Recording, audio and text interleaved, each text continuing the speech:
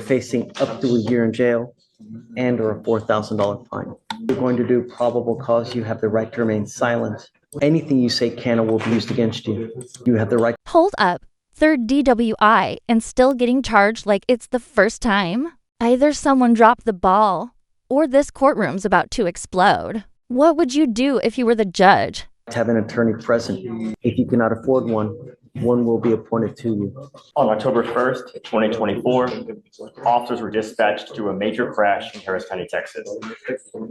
Houston Fire Department stated the defendant was in the driver's seat on scene, and officers made contact with the wheel witness.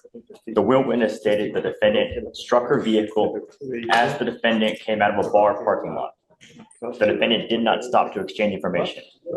The wheel witness followed the defendant to a mechanic shop, observed the defendant coming out of the driver's seat, appearing intoxicated. The wheel witness stated the defendant told her not to call officers as she would pay for damages. The officers made contact with the defendant. The officers observed strong odor of an alcoholic beverage, bloodshot eyes, slurred speech, the defendant leaning on the vehicle for balance, and the officers observed the defendant crying and stating in Spanish that she had been drinking. Hold on, man. Hold on. I apologize. Fast. I apologize. Yes, Your Honor. He's good, but The officer observed the defendant crying. Left the scene, got chased down, and tried to buy silence. This isn't just reckless, it's bold. But does bold mean criminal? Or just desperate? Stating in Spanish that she had been drinking and that she was drunk. Standard field sobriety tests were administered. HGN was 6 out of 6. Walk and turn was 6 out of 8. Officers were unable to perform the one-leg stand due to the defendant's imbalance and the defendant stating she was too drunk. The defendant was read the DIC and consented to breath. The results were .244 and .243. The defendant was identified with an Honduran passport.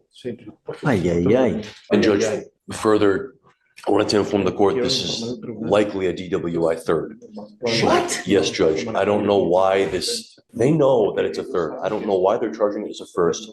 She's got 2 previous convictions. Yes, out of Georgia. From Georgia. It's a third. We're going to indict this. It's. I don't know why it's here. It shouldn't be here. This is a very serious case with over triple the legal limit on a third. So I just wanted to inform. I'm seeing it over and over. Is someone not looking at prior criminal history? I mean, what? It's been happening ever since I got to this court. I'm not sure why. And I've never seen this before. And you know, the funny thing, Michael, is it's over and over. And we see it. Right, Victoria? It's just, we see it like constantly. When did you start seeing this? Because I have not seen this. I'll do some talking to intake judge, but I mean, for now, all we can do is notify you that this is supposed to be a felony. Thank you. I really appreciate it. It's come to my attention that this could be potentially a third DWI. If it is, they're going to file felony charges on you, and you will now be looking at 2 to 10 of the penitentiary. As it is now, man, tell me, are you a United States citizen? No. Are you in this country with or without permission? Without permission. What happens if you go to jail? I would be deported. Do you have any clue how long you will sit in jail waiting for that to happen?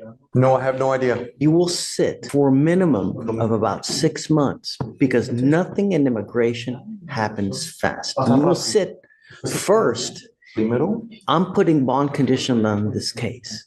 You violate. Just turned into a ticking time bomb. Jail time, immigration, possible deportation, all hanging on one wrong move. Think the judge is being too harsh or just brutally honest? One small thing, I will put you in jail so fast that your head is going to be spinning at about 100 miles an hour. If you stay in jail for any kind of extended period of time, immigration will put their hands and they will put a detainer on you. And you will be stuck in custody until this case is over with. And then you get shipped off to immigration where you will sit for another 6 to 9 months waiting for that to happen. You are extremely lucky that if it has happened before, I don't know, but you're lucky that it hasn't happened now. You are not allowed to drive. On one ankle, I'm going to put a monitor so I know that you're not out in the middle of the night. And on your other ankle, I'm going to put an alcohol detection monitor. If you so much as use whatever that has